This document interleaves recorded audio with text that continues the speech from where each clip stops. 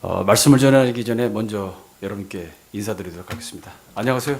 제주 꿈에 그린 교회 박정훈 목사입니다.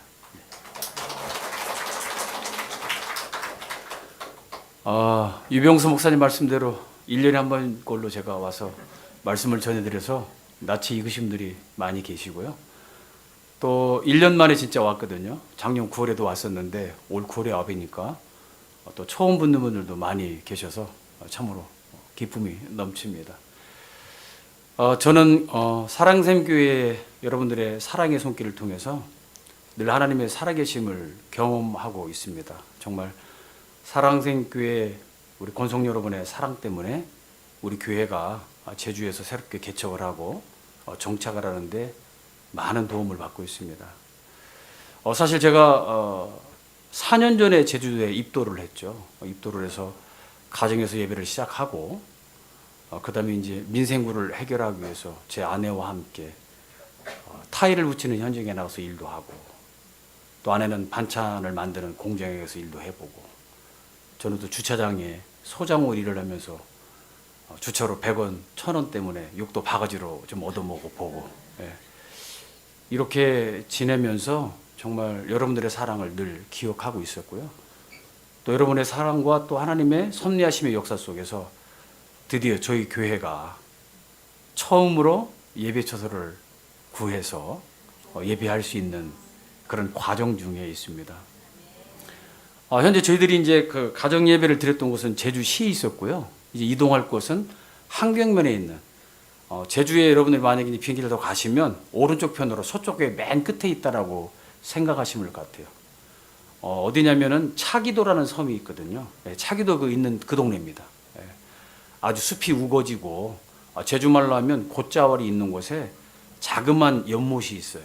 연못 위에 수상가옥이 있고, 수상가옥 위에서 카페 겸 교회를 이렇게 병행해서 살 수 있는 아주 작은 공간이 하나님 섭리 가운데 마련되게 되었습니다. 그래서 지금 열심히 배우고 있고요. 인쇄인구를 하는 과정 속에서 사람이 또 하는 일들은 복잡한 일들이 참 많잖아요. 그래서 정말 기도할 제목들이 많습니다. 여러분들 끝까지 기도해 주시고, 조금 전에 유병수 목사님께서 말씀해 주신 대로 저희 교회가 그곳에 간 이유는 딱 한 가지입니다.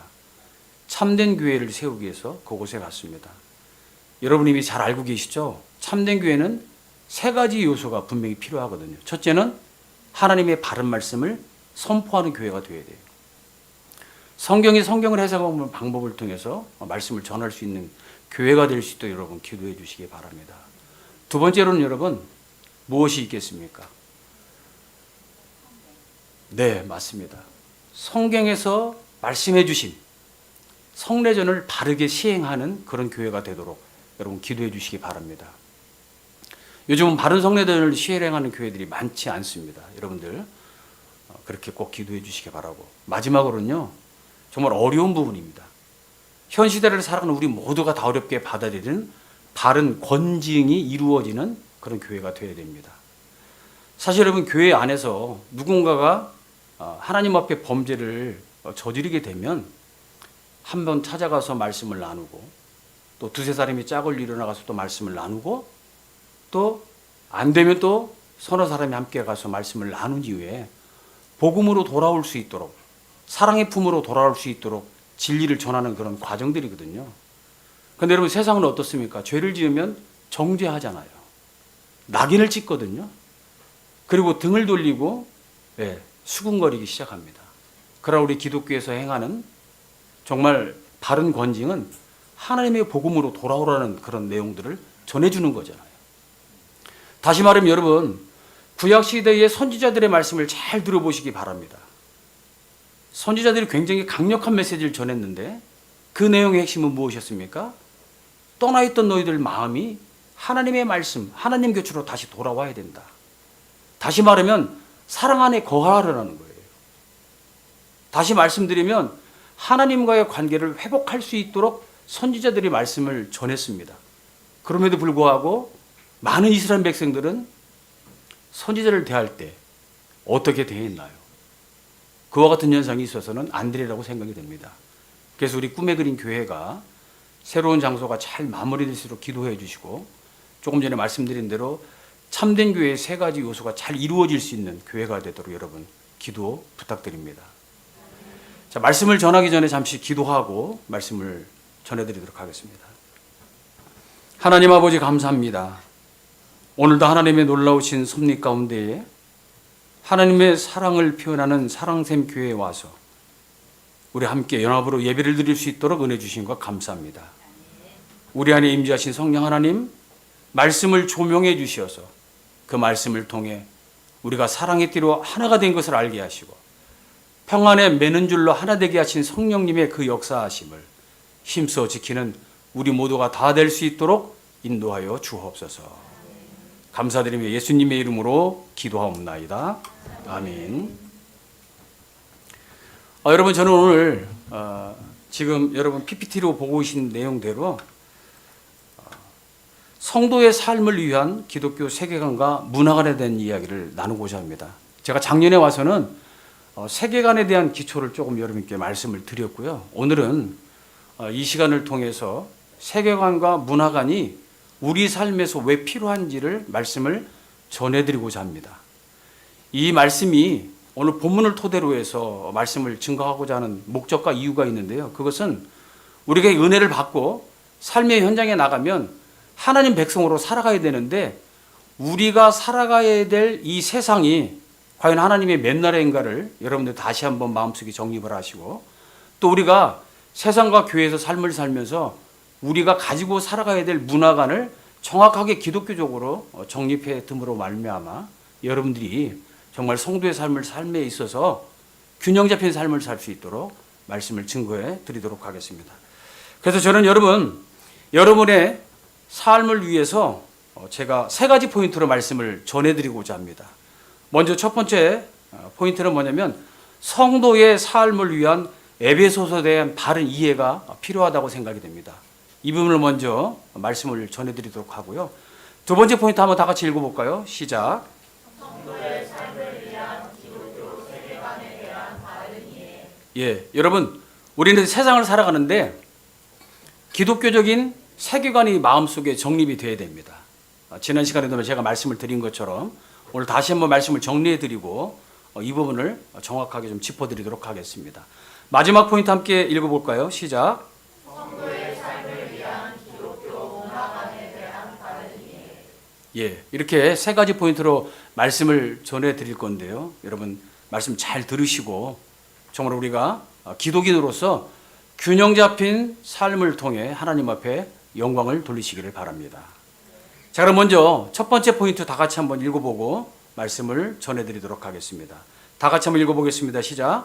성도의 삶을 위한 에베소서에 대한 바른 이해. 자, 여러분 제가 알기로 우리 유병수 목사님께서 사랑샘 교회를 통해서 아마 에베소서 강해를 하신 걸로 기억이 돼요. 저도 청주에서 목회할 때 에베소서 강해를 한 2년 정도 했습니다. 그리고 또 한 요한복음을 한 5년 정도 이렇게 강의를 했는데요. 에베소서를 접하면서 깜짝 놀란 것은 이 사도 바울의 이 균형성입니다. 신자의 삶을 살아감에 있어서 또 신앙인으로 살아가면서 또 사도로 부름받고 살아감에 있어서 굉장히 중요한 균형성을 가지고 있다는 사실을 저는 알게 됐습니다. 그래서 여러분 제가 먼저 에베소서 구조를 잠깐 설명해 드리고자 합니다. 여러분 잘 알고 계시듯이 에베소서는 몇 장으로 되어 있습니까? 총 6장으로 되어 있잖아요. 근데 전반부 후반부로 나누게 되는데 1장부터 3장까지는 교리의 말씀이 기록되어져 있습니다. 그 교리는 뭐냐면 딱 한마디로 정의해드리면 구원의 핵심 교리를 전달해주고 있습니다. 여러분 그래서 우리는 교회에서 무엇을 배워야 되느냐? 교리를 잘 배워야 합니다. 아까 제가 그 참된 교회의 첫 번째 요소 가운데 하나가 바른 말씀의 선포라고 그랬잖아요. 우리가 수많은 성경의 이야기들을 교리로 통해서 체계적으로 논리적으로 듣지 아니하면 우리 마음속에 남을 수가 없습니다. 그래서 여러분 우리가 교리가 굉장히 중요하다는 사실을 아시기를 바랍니다. 여러분 우리가 지금 살고 있는 이 시대는 어떻습니까? 과학과 기술이 계속해서 혁명이 일어나요. 그렇죠? 소비주의와 실용주의가 엄청나게 판을 치고 있는 세상 속에 살아가고 있어요. 근데 여러분 과학혁명과 기술혁명과 소비주의와 실용주의 안에는 어떤 내용이 있냐면 사람들에게 편의를 제공하는 것 정말 좋은 일이죠. 근데 그 이면에 한 가지 놀라운 사실이 숨겨져 있습니다. 그게 뭐냐면 과거를 거부하는 거예요. 조금 더 정확하게 말씀드리면 이제는 과거를 믿을 수 없다는 것이죠. 더 정확히 얘기하면 과거에 대한 회의감이 그 속에 담겨져 있습니다. 그래서 과학과 기술이 끊임없이 발전을 하고요. 그리고 그것을 통해서 과거를 멀리함으로 인해 가지고 소비가 또 실용주의가 끊임없이 발전하게 돼 있는 것이죠. 때로는 우리가 자칫 잘못하면 그 내용에 속아 넘어갈 수 있다는 부분들을 여러분들이 현 시대를 살아가면서 아실 필요가 있습니다. 제가 이 부분을 왜 강조해 드리냐면 그 과거에 대한 회의적인 마음 자체가 그것으로 끝나는 것이 아니라 예전에 갖고 있던 모든 권위를 버린다는 위험성이 있기 때문에 그렇습니다. 여러분, 성경은 권위 있는 하나님의 말씀이시잖아요. 그렇죠? 근데 이런 내용들이 멀리하게 된다는 거예요. 이 시대에 맞지 않는다라고 이야기하는 것이죠. 과학을 입증하고 또 기술로 혁명을 통해서 입증해 보려고 많은 사람들이 노력을 하고 있어요. 그러다 보니까 우리는 자연스럽게 나도 모르는 사이에 세상에 많은 문화를 접하면서 소비하며 실용주의 입각해 삶을 살다가 성경이 말하고 있는 교리에 대한 내용마저도 우리가 거부할 수 있는 입장에 자칫 잘못하면 넘어갈 수 있다는 것입니다. 그래서 만약에 여러분들이 삶을 살다가 정말 내 신앙이 무엇인가, 하나님의 말씀이 무엇인가 궁금하시다면 에베소서를 피세요. 그리고 1장부터 3장까지 차근히 읽어가시면 우리들에게 하나님이 베푸신 놀라운 구원의 은혜의 교리가 이 속에 핵심적으로 담겨져 있습니다. 이 내용을 통해서 여러분들의 마음을 회복받으시고 하나님의 구원을 더욱더 사랑하시기를 바랍니다. 그 다음에 여러분, 오늘 본문 1절에 뭐라고 시작하고 있죠? 그러므로라는 단어로 시작하고 있어요. 여러분, 이 그러므로는 놀랍게도 두 가지 기능을 하고 있습니다. 물론 이 말은 언어적으로 볼 때는 접속사잖아요. 그러니까 바울 사도가 1장부터 3장까지 무슨 교리를 전했다고 그랬죠? 구원의 핵심 교리를 전했는데 이제는 그러므로 너희들이 그것을 마음에 품고 그것을 믿고 그런 자임을 기억하고 이렇게 살아가라라고 이야기하기 위해서 그러므로를 썼다는 내용을 여러분 반드시 기억하시기 바랍니다. 그러니까 이 그러므로라고 하는 이 접속사 하나는 우리가 가지고 있는 신앙의 연결고리 역할을 하는 거예요. 교리와 나의 삶을 연결해 준다라고 여러분들이 이해하시면 됩니다. 또 한 가지는 뭐냐면 신앙의 지침서 역할을 해주는 거예요. 여러분들이 에베소서 1장부터 3장까지 내용을 잘 읽으시고 교리를 깨달았다면 이제 삶의 현장에 나가셔야 되잖아요. 그때 여러분들이 4장부터 피시고 6장까지 읽어보시기 바랍니다. 그럼 우리가 할 수 있는 모든 일들이 그 속에 기록되어져 있습니다. 자, 이제 마지막 구조로 보게 되면 4장부터 6장까지의 내용입니다. 조금 전에 말씀드린 대로 그건 바로 신앙의 실천을 이야기하고 있습니다. 여러분, 이렇게 바울 사도는 이렇게 우리들에게 균형 있는 내용을 전달해 주기 위해서 각각의 서신서를 썼다라고 여러분들이 기억하시면 삶의 현장에서 여러분들이 성경을 읽어갈 때에 많은 도움을 받고 내가 교리를 깨닫고 삶을 실천하는데 어려움이 없는 신앙생활을 하실 겁니다. 자, 그래서 우리는 4장과 6장을 통해서 어떤 내용들을 가지고 접해야 되냐면 구원 교리를 내 삶에 적용한다는 마음으로 읽어보시고요.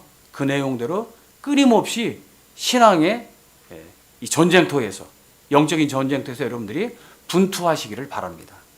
이것이 이제 바로 바울 사도가 갖고 있었던 그런 균형 있는 신앙의 모습이었습니다. 자, 그럼 여러분, 저는 정말 이 말씀을 전하기 위해서 말씀을 준비하면서 놀랍게도 제가 바울 사도가 이야기했던 교리 가운데에서 1장에 한번 주목을 좀 해봤습니다. 그래서 저를 여러분 함께 에베소서 1장 3절부터 6절까지의 말씀을 한번 읽어보도록 하겠습니다. 다 같이 한번 PPT 참조하시고요. 말씀을 한번 읽어보도록 하겠습니다. 다 같이 한 목소리로 합독합니다. 시작. 찬송하리로다. 하나님 곧 우리 주 예수 그리스도의 아버지께서 그리스도 안에서 하늘에 속한 모든 신령한 복을 우리에게 주시되 곧 창세전에 그리스도 안에서 우리를 택하사 우리로 사랑 안에서 그 앞에 거룩하고 흠이 없게 하시려고 그 기쁘신 뜻대로 우리를 예정하사 예수 그리스도로 말미암아 자기의 아들들이 되게 하셨으니 이는 그가 사랑하시는 자 안에서 우리에게 거저 주시는 바 그의 은혜의 영광을 찬송하게 하려는 것이라. 아멘. 자, 여러분, 이 서신서는 누굴 향해서 쓴 서신서입니까? 에베소서에 있는 교인들, 믿는 자들에게 보낸 거예요. 다시 말씀드리면 구원의 은혜 가운데 살아가는 그들에게 편지를 보내는데 가장 먼저 어떤 단어를 썼습니까? 찬송하리로다. 여러분, 저는 오늘 이 예배에 참석해서 찬양을 드리면서 얼마나 은혜와 감격이 넘치는지 모르겠어요. 이런 속에서 우리가 함께 은혜를 나눌 수 있다는 것. 많은 분들은 예배를 생각할 때 어떻게 생각합니까? 내가 이곳에 와서 힘을 받고 나무주기를 승리하고자 힘을 받는 것으로 생각을 하잖아요. 마치 우리가 어디 주유소에 가서 기름을 넣는 것처럼, 마치 우리가 운동장에서 연습 경기를 할 때처럼 그렇게 생각을 해요. 그리고 우리의 본 경기는 어디 있습니까? 세상이라고 생각을 한단 말이에요. 여러분, 그렇지 않습니다. 우리의 삶의 목적은 예배예요. 우리가 예배를 통해서 하나님을 찬양하는 것이 우리가 하나님께서 우리를 지으신 목적이고요. 우리가 그래서 구원을 받은 사람이 된 거예요, 여러분들. 그리고 여러분, 예배를 통한 이 말씀의 교제가 우리 삶의 핵심인 것을 기억해 주시길 바랍니다. 지금 바울 사도는 놀랍게도 어떤 입장입니까? 로마 법에 의해서 구금된 상태예요. 그런데 그가 지금 처음 띈 말이 뭡니까? 찬송하리로다 하나님 곧 우리 주 예수 그리스도의 아버지께서. 예전에는 하나님이 어떻게 불렸어요? 아브라함의 아버지 하나님, 이삭의 하나님, 야곱의 하나님이라고 불렸던 그분을 지금 우리 주 예수 그리스도 아버지라고 부르고 있어요. 이런 찬양을 드렸다는 사실 여러분 기억해 주시기 바랍니다. 우리가 입을 뜰 때마다 찬양이 나와야 돼요. 왜 찬양이 나야 됩니까? 여러분, 이 말씀을 곰곰이 보시면 지금 하나님께서 우리를 향하신 구원의 계획을 세우셨다는 내용을 갖고 찬양하고 있어요. 여러분, 이 3절부터 6절까지의 말씀은 다른 게 아니고 하나님께서 우리를 향한 구원 계획을 성립하신 가운데에서 우리가 구원을 받았다라고 이야기해 주고 있는 것입니다. 놀랍지 않습니까?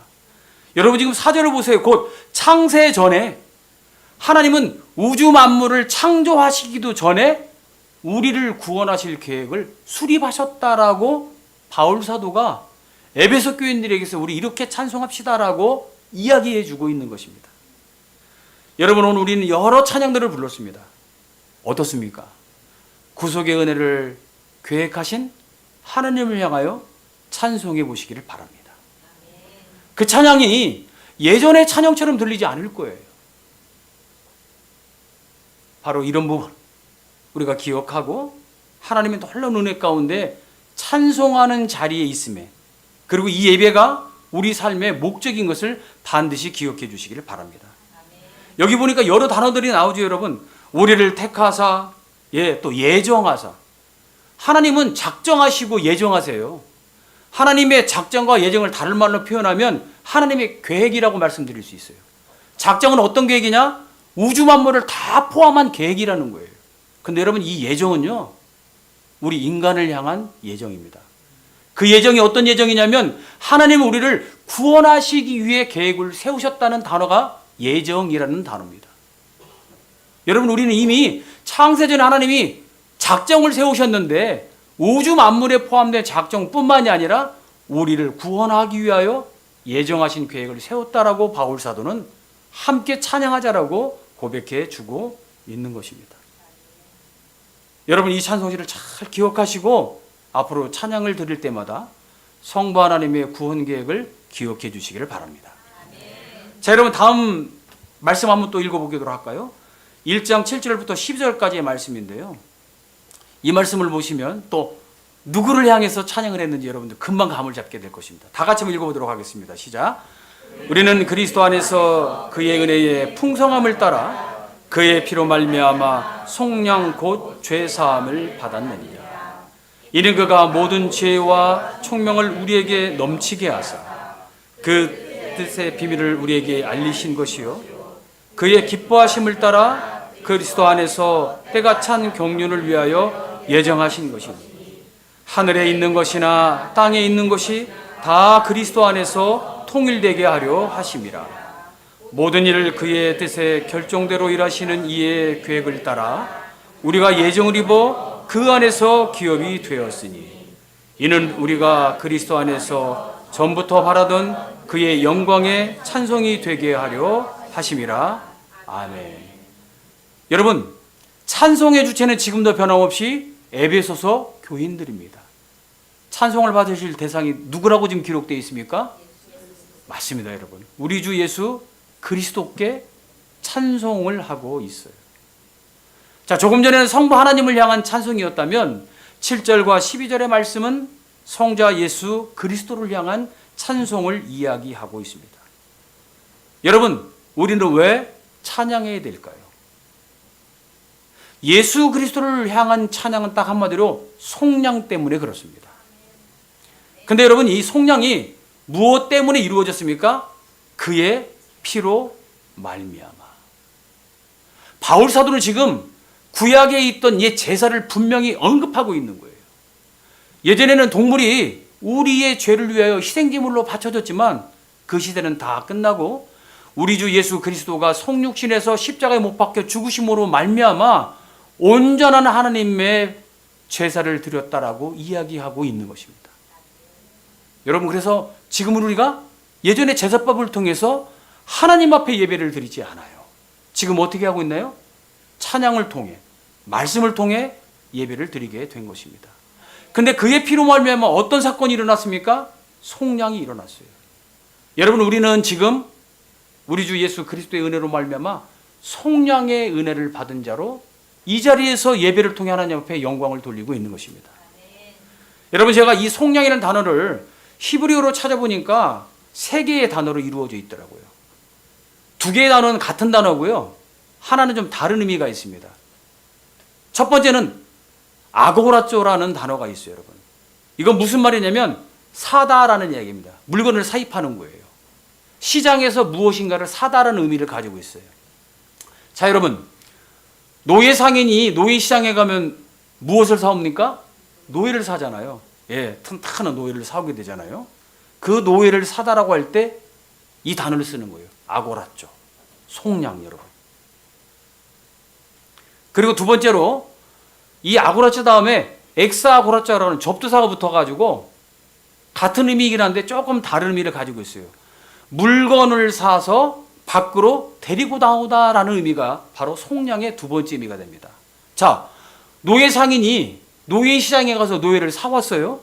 그리고 그 노예를 어떻게 합니까? 집으로 데려가기 위해서 밖으로 데리고 나오지 않습니까? 그 과정을 설명하는 게 바로 엑사고라쪼예요. 자, 2가지로 말씀을 드렸는데 잘 기억해 보세요.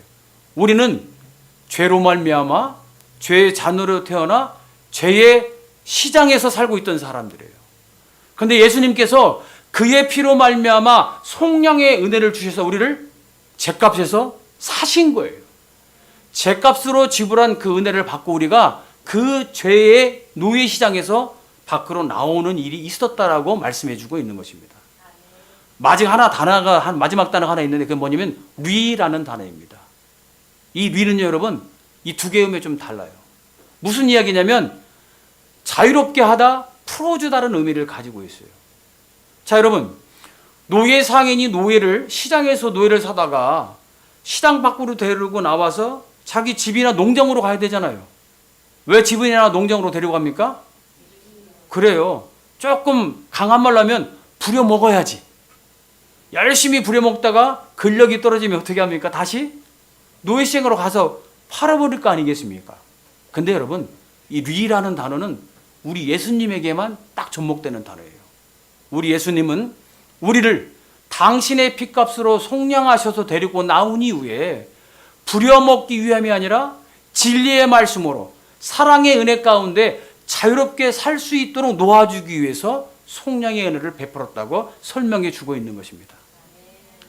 이런 은혜를 받은 우리가 우리 주 예수 그리스도의 영광을 위하여 찬송함이 마땅하지 않습니까? 우리의 찬양은 이와 같이 하나님의 진리, 이런 교리를 통해서 찬양을 드리는 것이 합당하다라고 바울 사도가 에베소 교인들에게 전달해 주고 있는 것입니다. 자, 여러분 마지막으로 1장 13절부터 14절까지 말씀을 다 같이 한번 합독해 보도록 하겠습니다. 시작. 그 안에서 너희도 진리의 말씀 곧 너희의 구원의 복음을 듣고 그 안에서 또한 믿어 약속의 성령으로 인치심을 받았으니 이는 우리 기업의 보증이 되사 그 얻으신 것을 속량하시고 그의 영광을 찬송하게 하려 하심이라. 자, 찬양의 주체는 누구죠? 아직도 에베소 교인들입니다, 여러분. 그런데 지금 찬양의 대상은 누구예요? 네, 맞습니다. 성령 하나님을 향한 찬양이 기록되어 있습니다. 성령 하나님은 성부 하나님이 구원을 계획하시고 성자 하나님이 구원을 성취하신 내용을 성령께서 우리 안에 임재하셔서 믿음을 통해 적용해 주시는 역사를 보여주고 있다는 것입니다. 여러분, 이게 바로 우리의 찬송을 받으실 하나님의 놀라우신 구원의 은혜가 되는 것입니다.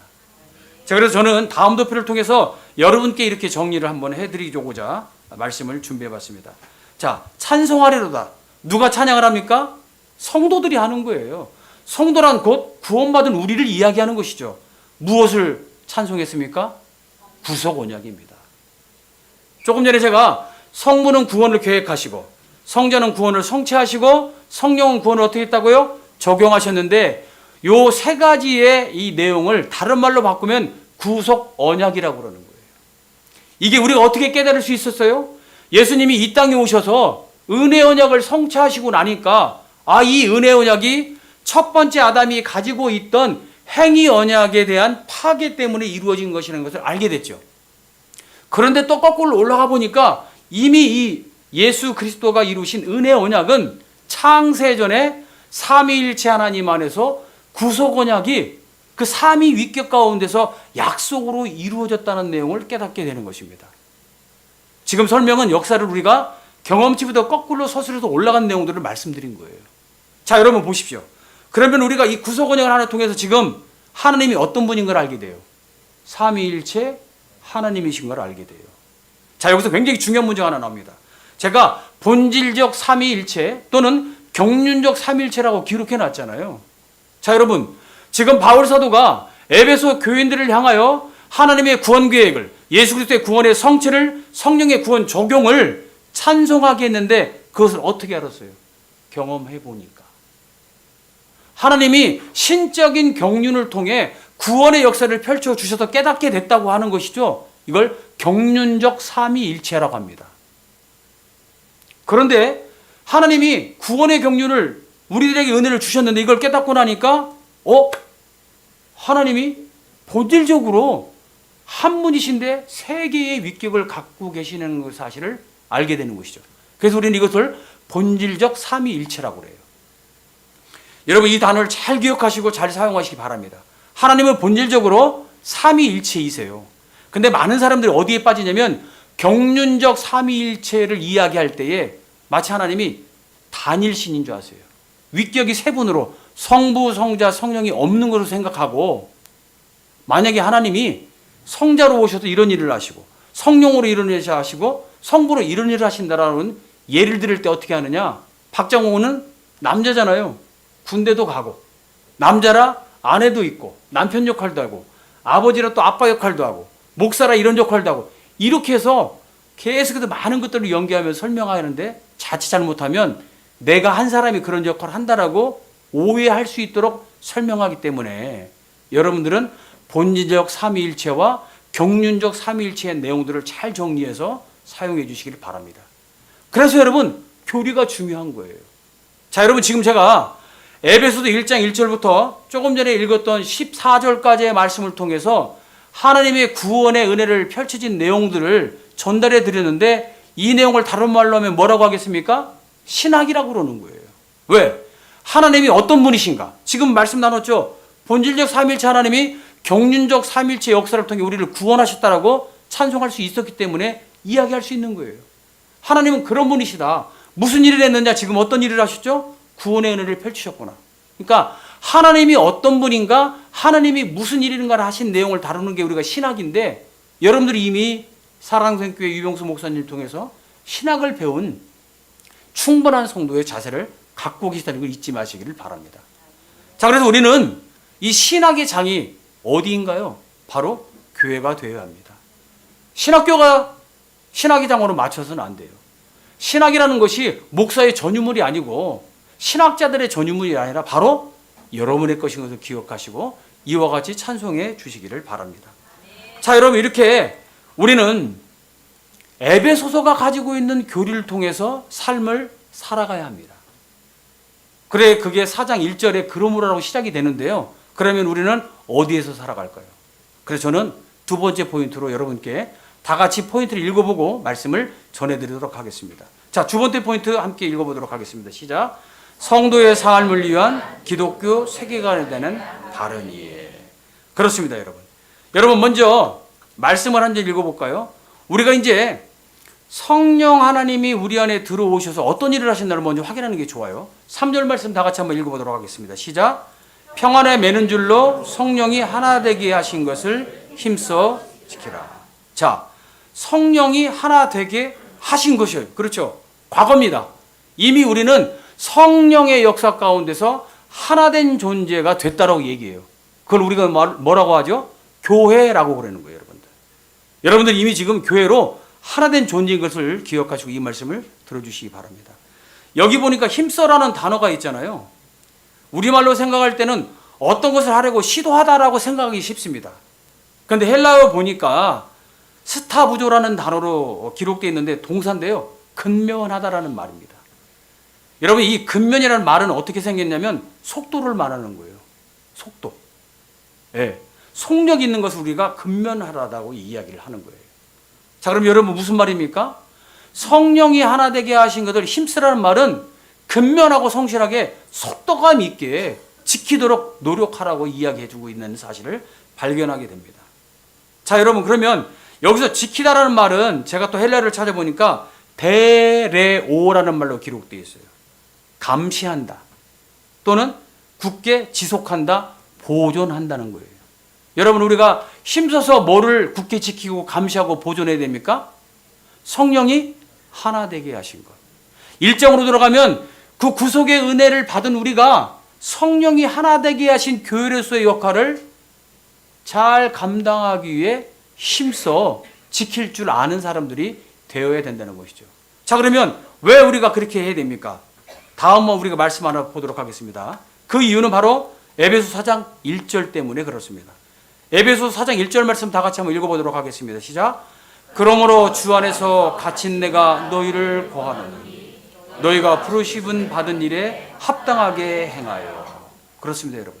우리는 성령이 하나 되게 하신 일을 힘써 지켜야 되는데 그 전에 어떤 역사가 있었냐면 부르심의 역사가 있었다는 거예요.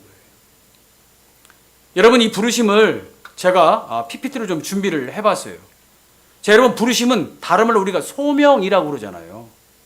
여러분, 이 성경은 어떤 책입니까? 하나님의 역사가 기록되어 있고 하나님이 어떤 분인가 잘 계시해주고 있는 책이기도 한데요. 하나님은 부르심의 역사를 통해 많은 사람들을 당신 곁으로 부르셨다는 거예요. 성경은 여러분 부르심에 대한 기록물입니다. 여러분, 아브라함을 생각해 보시기 바랍니다. 아브라함은 어땠습니까? 예, 우상을 섬기고 있을 때에 그가 의로운 존재로 부르는 게 아니라 우상을 섬기고 있을 때에 하나님은 아브라함을 부르셨습니다. 여러분, 모세는 어떻게 부르셨나요?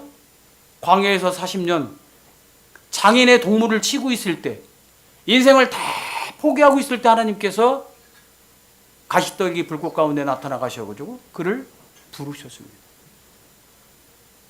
여러분, 주님께서 이 땅에 오셔도 제자들을 어떻게 부르셨습니까?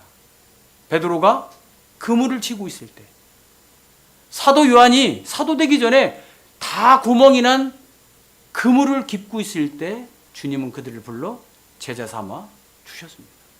이처럼 여러분, 성경은 부르심에 대한 기록물이라고 말씀드릴 수 있습니다. 여러분, 근데 이 부르심에는 두 가지 상황이 있죠.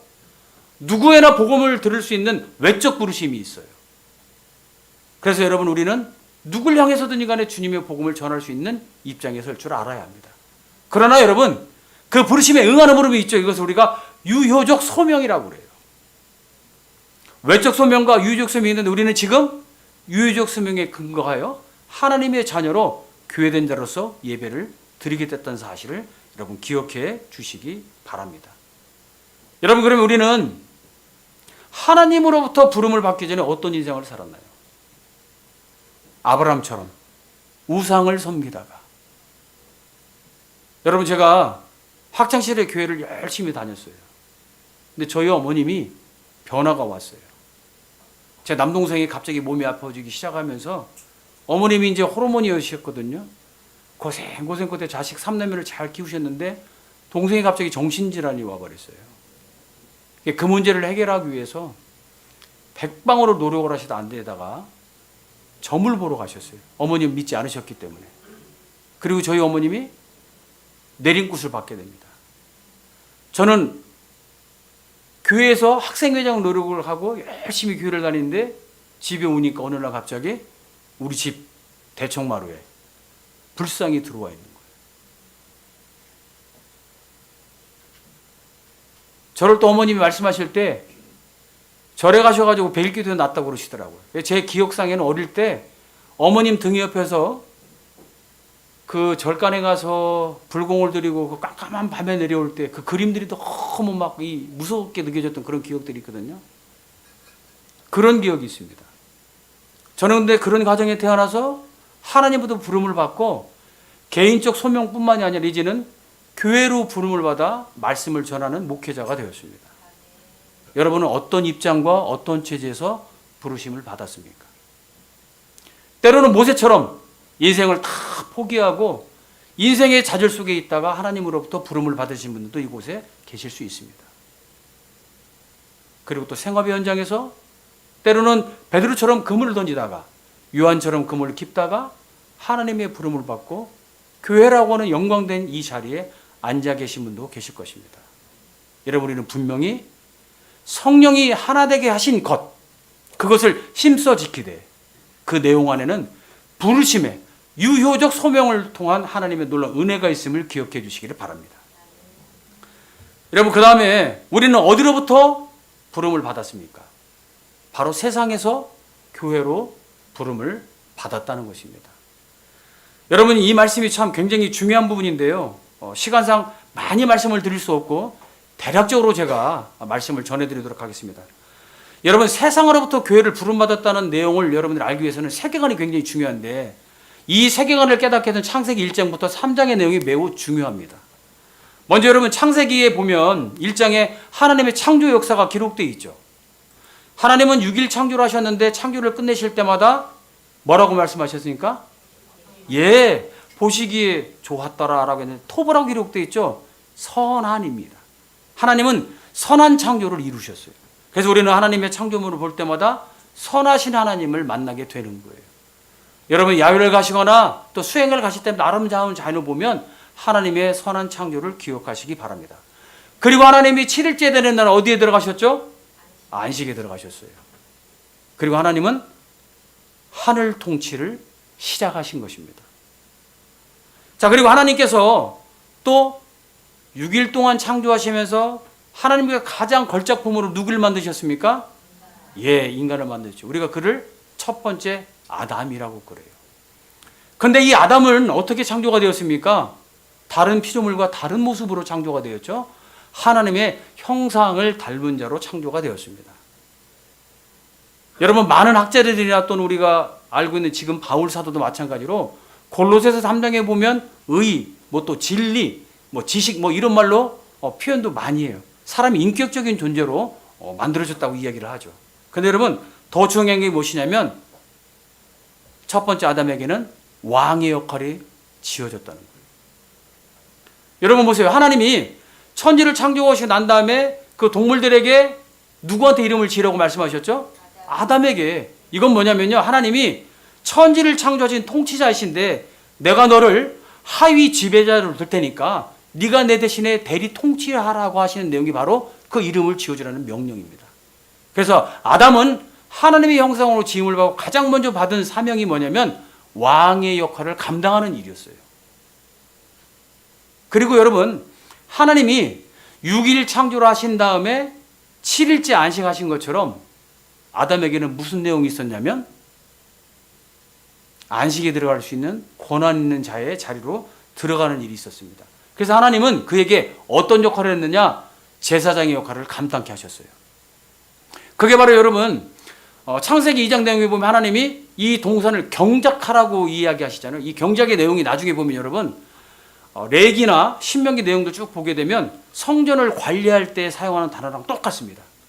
그러니까 지금 하나님의 형상대로 지음을 받은 이 첫 번째 아담은 왕의 역할과 제사장의 역할을 받은 자로서 이 땅에 살아가게 됐던 것이죠. 그리고 이렇게 살다가 하나님이 7일째 안식하신 것처럼 그도 그곳에 가서 영원한 안식을 누릴 수 있는 존재로 지음을 받았다는 것을 우리는 놓치지 말아야 합니다. 그럼에도 불구하고 어떤 사건이 터졌습니까? 아담이 그렇습니다. 타락하는 사건을 일으키게 됩니다. 자, 제가 조금 전에 왕의 역할이 있다고 그랬는데 그걸 다른 말로 하면 문화명령이라고 그래요. 창세기 1장 26절부터 28절 말씀이잖아요. 생육하고 번성하고 땅에 충만하라. 이게 문화명령이에요. 그 왕의 역할을 해서 우주 만물을 다스리고 하나님이 주셨단 말입니다. 그런데 아담이 타락함으로 말미암아 이 문화 사명을 실패하게 되는 것이죠. 그리고 하나님께서 경작하라고 에덴 동산에 그를 두셨음에도 불구하고 그가 어떻게 돼요? 타락함으로 말미암아 하나님의 거룩한 성전이었던 에덴을 훼손하는 그런 마귀에게 그 통치 자리를 남겨줬기 때문에 그는 큰 문제를 일으키게 된 것입니다. 그래서 그는 결코 무엇을 상실하게 됩니까? 영원한 왕적인 안식을 상실하게 된 것입니다. 여러분 이런 측면을 바라볼 때 선악을 알게 하는 지식의 나무 열매는 무엇이었습니까?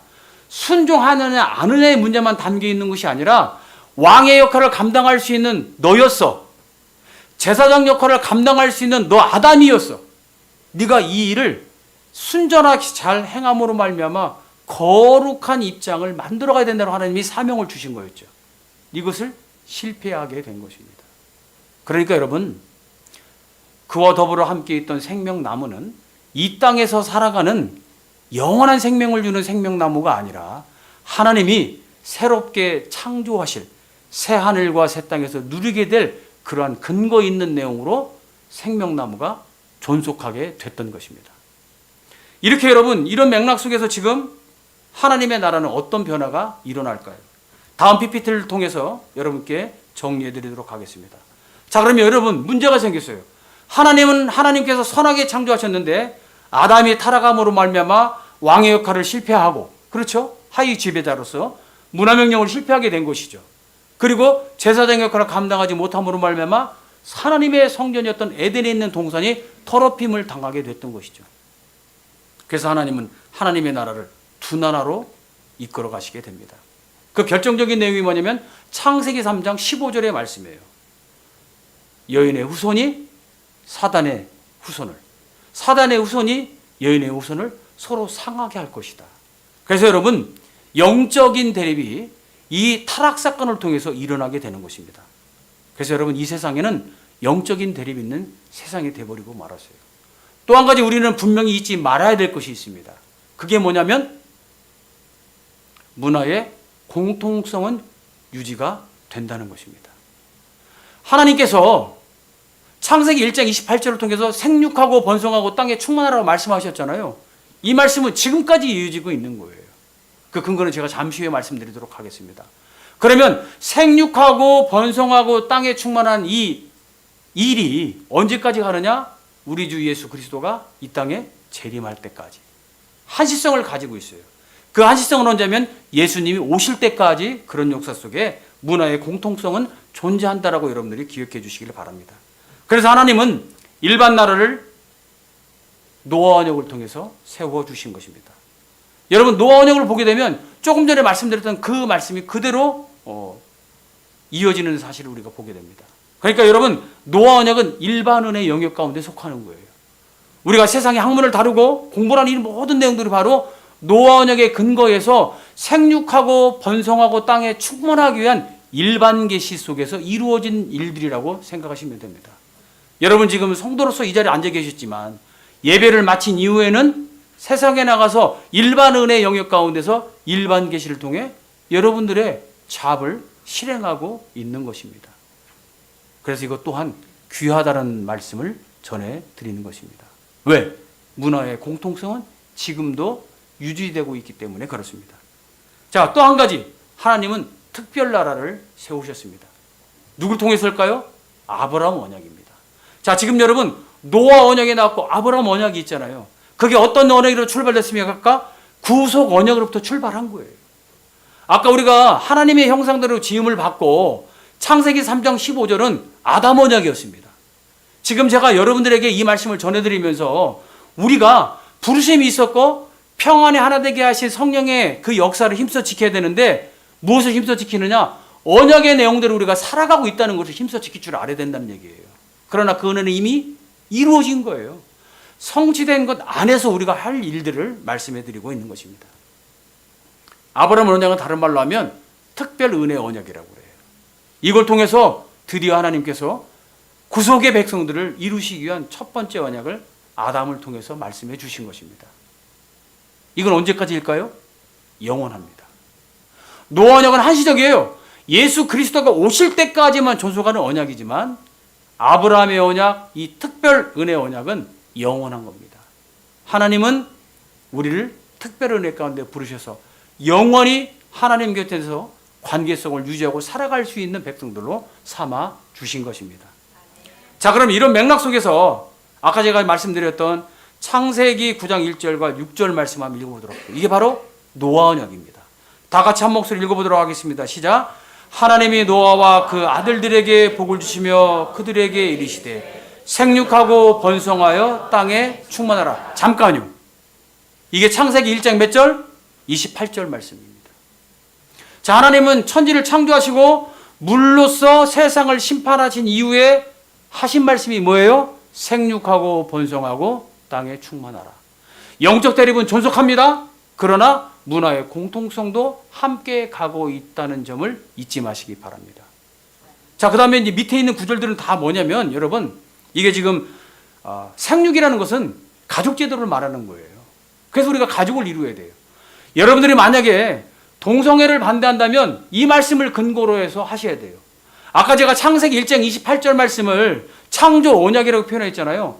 세상에 나가서는 뭐라고 얘기할 수 있냐면 자연법이라고 그러는 거예요.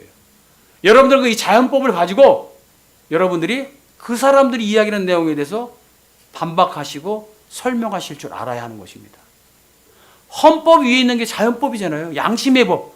하나님이 정해놓으신 그 법에 따라 우리는 살아가야 돼요. 그러니까 여러분 이 가족제도 생육은 하나님이 사람의 양심 안에 심어놓은 법을 통해서 이루어 가기 때문에 우리는 동성애를 반대할 수밖에 없는 것입니다. 두 번째, 번성은 무엇입니까? 경제제도예요. 가족만 살아갑니까? 이웃도 살아가고요. 마을도 살아가고요. 동네도 살아가고 나라도 살아가는 거예요. 경제제도를 이야기하는 겁니다. 뭐에 근거해서? 하나님이 자연법, 노아 언약을 통해서 주신 것을 잊지 마시기 바랍니다. 여러분, 충만하려면 뭐가 필요하겠습니까? 정치제도가 필요해요. 텃밭을 일구다가 농장이 생기고 더 큰 기업들이 생기면 법이 필요해요. 이렇게 지금 생육하고 번성하고 땅에 충만하는 이런 이야기들은 창세기 8장 20절 이하부터 여러분들이 9장 17절까지 쫙 읽어보시면 그 내용을 알 수 있습니다. 그러니까 여러분들은 자연법을 갖고 노아 언약 가운데 문화 공통성 안에 살고 계심을 잊지 마시기 바랍니다. 다음 PPT 한번 볼까요? 자, 창세기 12장 1절과 3절 말씀입니다. 이게 무슨 언약이라고 그랬죠? 특별 은혜 언약의 아브라함 언약입니다. 다 같이 한번 읽어보도록 하겠습니다. 시작. 여호와께서 아브라함에게 이르시되 너는 너의 고향과 친척과 아비의 집을 떠나 내가 내게 보여줄 땅으로 가라. 내가 너로 큰 민족을 이루고 내게 복을 주어 내 이름을 창대하게 하리니 너는 복이 될지라. 너를 축복하는 자에게는 내가 복을 내리고 너를 저주하는 자에게는 내가 저주하리니 땅의 모든 족속이 너로 말미암아 복을 얻을 것이라 하신지라. 여러분, 우리는 이 아브라함 언약의 근거에서 하나님의 백성이 된 사람들입니다. 이 언약은 영원한 언약입니다. 이 언약은 하나님 품에서 우리가 하나님과 함께 찬양하며 살아갈 수 있는 삶을 허락한 언약이기도 합니다. 여러분, 요한계시록 마지막 보세요. 무엇이 나옵니까? 찬송하는 거예요. 우리가 이 땅에서 살다가 죽잖아요. 다시 부활하죠. 언제 부활합니까? 예수님이 부활할 때. 그럼 우리 이제 새하늘과 새 땅이 있는 곳에 살게 되는데 그때 우리가 무엇을 할까요? 문화적으로 뭐 할지는 몰라요. 어떤 직업을 가지든 아무도 장담 못해요. 딱 하나 확실한 건 예배를 드리는 거예요. 하나님을 찬양하는 거예요.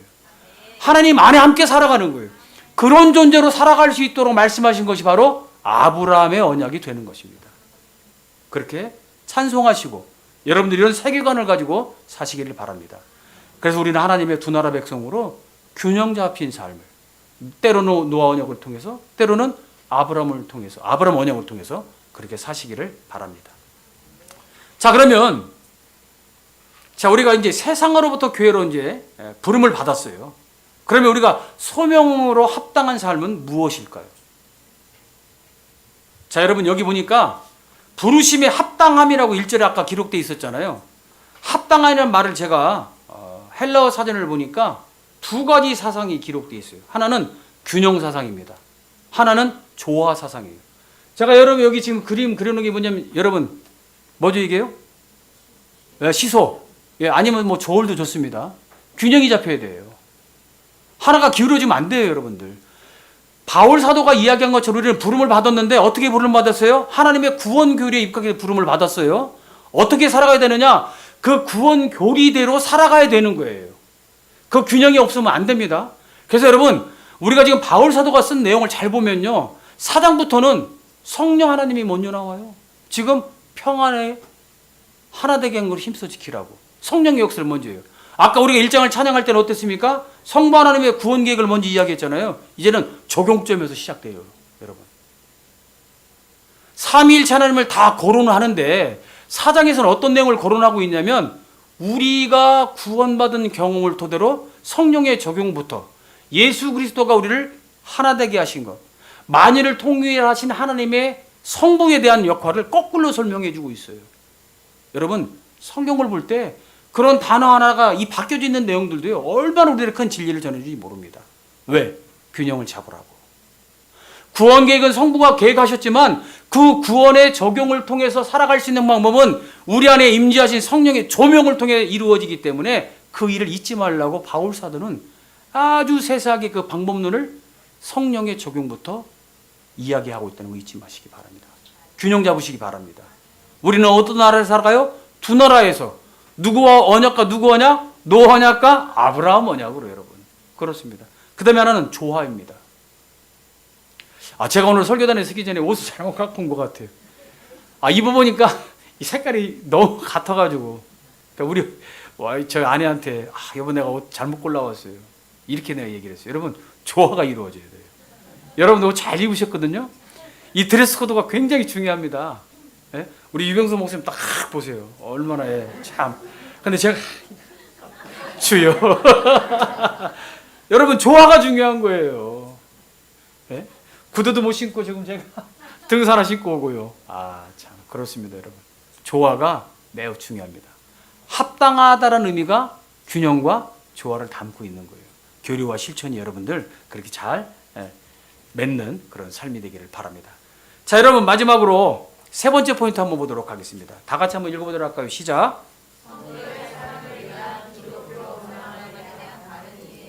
자, 여러분 여기서는요 주목할 사항이 한 가지 있습니다. 자, 조금 전에 제가 성령이 하나 되게 하신 것을 힘써 지키라는 강조점으로 말씀을 드렸다면 주목 한번 눌러보시겠습니다. PPT 한번 넘겨주시겠어요? 예. 자, 주목 3번 한번 읽어보겠습니다. 시작.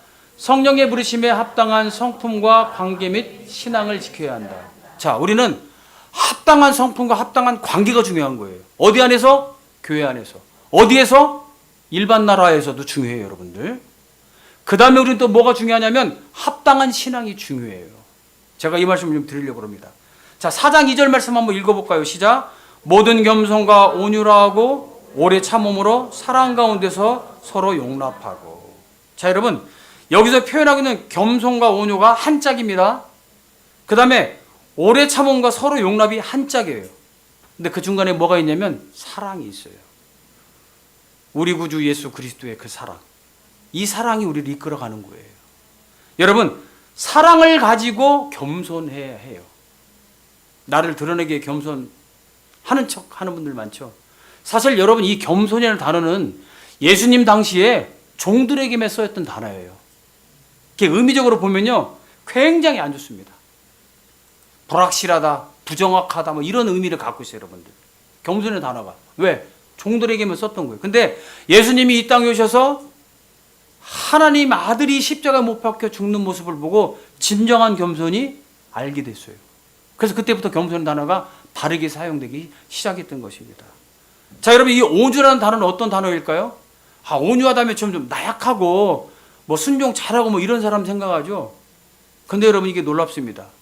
이 온유라는 단어는 어떤 단어냐면 야생마, 갈길이 휘날리며 뛰던 그 야생마를 나타내는 말이에요. 근데 그 야생마가 좋은 조련사를 딱 만나가지고 말을 듣는 순간부터 어떤 말로 바뀌죠? 명마가 되잖아요. 그 상태로 온유라고 그러는 거예요. 여러분들은 하나님 말씀에 의해서 야생마 시절을 지내다가 하나님 말씀에 의해서 지금 명마로 살아가는 교회가 된 거예요, 여러분들. 이게 무엇이냐면 내가 가지고 있는 성품입니다. 우리 안에, 교회 안에 이런 합당한 성품들이 있어야 되는 거예요. 그리고 이 성품을 토대로 해서 합당한 관계가 있어야 돼요. 그게 뭐예요? 오래 참는 것. 서로 용납하는 거예요. 여러분, 오래 참는 게 뭡니까? 조금 제가 좀 비언어적 내용을 좀 써볼까요? 이거 열릴 때까지. 그런 사람을 향해서 참는 거래요. 서로 용납하는 게 뭡니까, 여러분?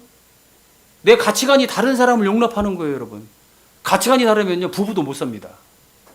제 주변에 보니까 많은 사람들이 살다가 이혼하는 분들이 많이 있어요. 특히 여러분, 30년, 40년 살았는데 이혼하는 분들 있죠. 결국적으로 가만히 보면요, 가치관의 차이 때문에 헤어지는 거예요. 여러분, 가치관이 매우 중요합니다. 그런데 이미 우리는 가치관이 어떻게 됐어요? 하나이잖아요.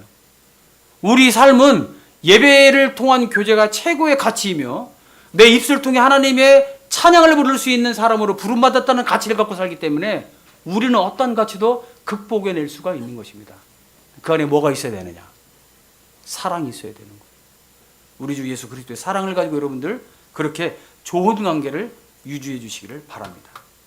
자, 그러면 여러분, 제가 여기서 이제 기독교 문화관을 소개하기 위해서 하나의 또 PPT를 잠시 만들어 봤는데요. 아까 제가 창세기 1장과 3장을 통해서 첫 번째 아담이 실패한 것들을 말씀을 드렸죠. 문화명령 어떻게 했어요? 실패했죠. 제의적 명령 실패했죠. 그래서 왕과 제사장의 소임을 완전히 실패하게 된 겁니다. 그로 인해서 그가 영원히 누릴 수 있는 안식을 상실하게 됐어요. 하나님의 왕자로 하나님이 허락하시는 새하늘과 새 땅에 들어가서 왕적인 지위를 가지고 안식에 들어가야 되는데 그걸 상실하게 된 게 바로 타락사건인 거예요. 다시 말하면 여러분, 우리의 인생은 하나님의 형상대로 지음받은 상태로 여기서 끝나는 것이 아니라 또 다른 곳이 있다는 것. 그게 하나님 나라 아니겠습니까? 그곳에서 무엇을 누리느냐? 안식을 누리도록 우리가 창조를 받았다는 사실 아까 짚어보았습니다. 그런데 여러분, 성경은 두 번째 아담이 이 땅에 왔다라고 얘기하죠. 바로 우리 주 예수 그리스도의 성육신 사건입니다. 여러분, 바울 사도가 정말 탁월한 사도이잖아요.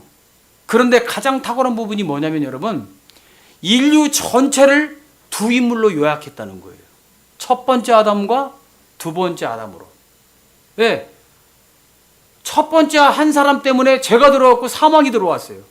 그런데 마지막 아담으로 오신 예수님이 그 일을 해결하시고 영원한 생명을 주셨다라고 로마서 5장을 통해서, 고린도전서를 통해서, 히브리를 통해서 우리가 다 볼 수 있는 거예요. 그런데 지금 바울 사도가 이야기한 내용을 제가 그대로 말씀 전해드리는 겁니다. 뭐냐? 예수님은 이 땅에 오셔서 문화명령을 성취하셨대요. 제2명령을 성취하셨대요. 여러분, 그걸 우리가 어떻게 할 수 있습니까? 바로 예수님이 공생애를 시작하기 전에 광야에 끌려가서 40일간 계시면서 뭘 하죠? 시험을 받으시죠.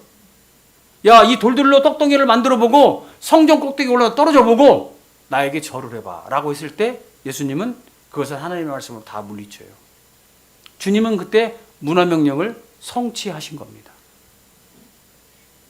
그 다음에 예수님은 어떻게 해요?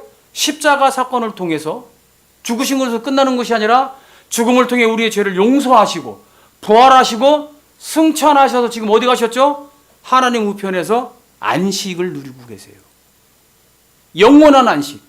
왕으로서 하나님 보좌 우편에서 여러분. 이것이 예수님이 이루신 놀라우신 사역의 결과가 되는 것입니다.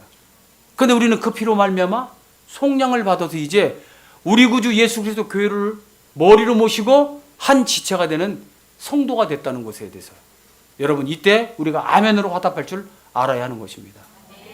여러분 그렇습니다. 자, 그렇다면 우리가 문화명령에 따라서 세상을 살아가야 될까요?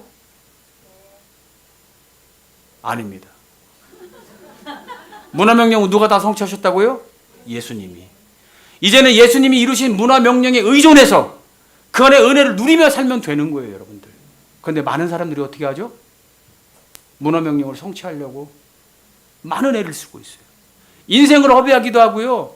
물질을 투자하기도 하고요. 많은 시간들을 보내고 있습니다. 그래서 저는 이 포인트에서 여러분께 기독교 문화관이 무엇인지 정리해 드리도록 하겠습니다. 자, 여러분 기독교 문화관 이미 다 유병수 목사님 통해서 들어보셨죠? 세 가지의 문화관이 있어요. 첫 번째, 분리주의적 문화관이 있습니다. 여러분 이 분리주의적 문화관은 뭐냐면 노와 언약에 근거한 일반 은혜의 영역, 일반 계시를 무시하는 사람들의 행동이에요. 그래서 여러분 수도원 운동주의가 아주 오랜 시간 전에 있었던 것이죠.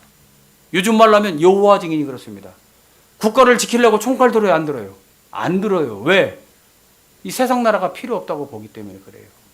저도 학창 시절에 부흥에 많이 참석해서 가장 은혜 받았던 찬송가가 하나 있어요. 세상 등지고 살기로 했네. 여러분 많이 부르셨죠? 예. 그때는 그게 다인 줄 알았어요. 예. 근데 그거 아닙니다, 여러분. 이런 분리주의적 문화관에 빠지면 안 됩니다. 아시겠죠? 이건 하나의 극단입니다. 두 번째, 다 같이 한번 읽어볼까요? 시작. 변혁주의적 문화관. 여러분 이건 뭐냐면요, 중세교회가 그랬어요. 옛날에 유럽을 생각해 보시기 바랍니다. 중세 때 어땠습니까? 왕의 자리에 가려면 누구한테 안수를 받아요? 교황. 교황이 허락하지 않으면 안 돼요. 그게 왜 그렇게 됐냐면 여러분 한 나라 개념만 갖고 있어서 그래요. 하나님 나라 특별 나라만 있다. 이 세상 나라는 다 무시해도 된다. 그래서 이 교황이 교황권을 가지고 여러분 왕에게 기름 부음을 받아야지 그 나라의 왕이 되는 거예요, 여러분. 그게 중세교회의 모습이었습니다. 지금 말로 하면 이슬람이 그래요, 여러분. 이슬람 코란이 가지고 있는 내용이 바로 이겁니다, 여러분들. 우리가 잘 알아야 돼요. 그 다음에 또 뭐가 있냐면 우리가 흔히 이야기하는 신칼빈주의. 문화혁명을 일으키자. 문화를 통해서 세상을 변화시키고 우리가 이 문화가 다 기독교화 됐을 때 주님이 재림하실 거라고 하는 착각 속에서 그런 운동들을 하고 있는 거예요, 여러분. 우리가 흔히 얘기하는 또 이머진 처칭, 뭐 이런 교회들 있죠. 이머진 교회들. 그런 교회들이 바로 그런 부류 속에 속하고 있다는 사실을 여러분 기억해 주시기 바랍니다. 여러분 이렇게 변혁주의적 문화관. 그래서 이 사람들이 가장 중요한 게 무엇을 주장하냐면 전쟁으로 말하면 여러분 산에 있으면 800고지 점령해야 되잖아요. 기독교 문화가 800고지 점령하자는 거예요. 세상을 우리가 변화시켜야 된다는 거예요. 근데 여러분 뭘 깜빡하고 그분들이 잊으신 건가요? 일반 은혜. 노 언약이 언제까지 간다고 그랬죠? 예수님 재림할 때까지 가야 되는데 그걸 잊어버리고 그렇게 특별 나라만 추구하는 현상으로 나타나고 있는 것이 바로 변혁주의적 문화관이라고 그런다라고 말씀드릴 수 있습니다. 자, 마지막 다 같이 한번 읽어볼까요? 시작. 보존주의적 문화관. 우리는 어떤 문화관을 취하는 게 좋겠습니까, 여러분? 그렇습니다. 예, 보존주의적 문화관입니다. 여러분 이 보존주의적 문화관은요 개혁된 교회가 추구하는 일이에요. 참된 개혁 신앙을 가지고 있는 사람들만이 추구할 수 있는 그러한 문화관입니다. 두 나라 국민으로 살아가셔야 돼요. 일반 은혜의 영역 가운데서 우리 학생들 열심히 공부하셔야 돼요. 탁월한 능력을 가질 수 있도록 하나님이 주신 시간과 그 물질과 그 체력을 가지고 여러분들 열심히 공부하실 필요가 있어요. 왜? 하나님이 일반 계시를 통해서 일반 은혜 가운데 살아갈 수 있도록 은혜를 이미 주셨기 때문에 그래요. 누구에게? 모든 인류에게. 문화의 공통성을 여러분들이 마음껏 누리셔도 됩니다. 단 하나, 다 받아들이면 안 되겠죠? 노아 언약의 근거에서 자연법의 근거에서 잘못됐으면 배척하셔야 돼요. 특별나라 언약인 특별 은혜, 특별 계시를 통해서 우리가 조명해 왔을 때 이 문화는 태폐적인 문화이고 이 문화는 거부할 문화라고 하면 여러분 투쟁하셔야 합니다. 무엇에 근거해서? 말씀에 근거해서. 여러분 이렇게 우리는 보존주의적 문화관을 통해서 우리가 신앙의 균형을 잡아야 합니다. 무엇을 위해서요? 평안에 매는 줄로 하나 되게 하신 성령의 역사 속에서 우리가 이런 일을 해야 하는 것입니다. 자, 마지막 PPT 한번 보도록 하겠습니다. 다 같이 4장 3절부터 6절 말씀까지 읽어보도록 하겠습니다. 시작. 평안에 매는 줄로 성령이 하나 되게 하신 것을 힘써 지키라. 몸이 하나요 성령도 한 분이시니 이와 같이 너희가 부르심의 한 소망 안에서 부르심을 받았느니라. 주도 한 분이시요 믿음도 하나요 세례도 하나요 하나님도 한 분이시니 곧 만유의 아버지시라. 만유에 계시고 만유를 통일하시고 만유 가운데 계시도다. 아멘. 자, 여러분 지금 보셨죠? 삼위일체 하나님 가운데 가장 먼저 누가 나오셨죠? 성령 하나님. 그 다음에 5절에 보니까 성자 하나님, 6절에 보니까 성부 하나님의 역사가 기록되어 있어요. 자, 여러분 우리가 합당한 성품과 관계를 왜 가져야 합니까? 합당한 신앙을 위해서. 우리가 왜 합당한 신앙을 가져야 합니까? 합당한 성품과 관계를 위해서. 왜 그것들이 다 필요합니까? 성령이 하나 되게 하신 것. 여러분 우리가 어떻게 하나가 됐어요? 교회로 하나가 된 거예요. 하나님의 언약 위에서 우리가 하나 된 인물들입니다. 이를 위해서 여러분 힘써 주시기 바랍니다. 아까 우리가 노아 언약을 읽을 때 보니까 생육하고 먼저 쫙 해서 맨 마지막에 보니까 하나님의 형상대로 지음을 받았다고 그래요. 여러분 하나님의 형상은 그 무엇을 가지고도 변화받지 못해요. 내가 죄를 지어도 하나님의 형상입니다. 내가 장관이 되고 대통령이 되고 내가 거지로 살고 내가 아무리 힘들게 살아도 그 무엇으로 인하여 우리는 하나님의 형상이라고 하는 인간의 본질은 바뀌지 않습니다. 여러분 우리는 하나님의 형상을 지닌자로서 하나님의 두 나라에서 하나님의 보존주의적 문화관을 통해 여러분들이 신앙의 삶에 승리하시기를 바랍니다. 기도하겠습니다. 하나님 아버지 감사합니다. 오늘 우리가 에베소서 4장 1절부터 6절까지의 말씀을 통해 성도의 삶이 무엇인가를 알게 하신 것 감사합니다. 바울 사도가 에베소 1장과 3절을 통해 교리의 핵심을 정해주고 그 다음에 4장과 6장을 통해 성도의 삶을 제시해 주었습니다. 우리가 균형 잡힌 신앙을 통해 바른 세계관과 바른 문화관을 가지고 살아가는 성도의 삶이 되게 하여 주옵소서. 감사드리며 예수님의 이름으로 기도하옵나이다. 아멘.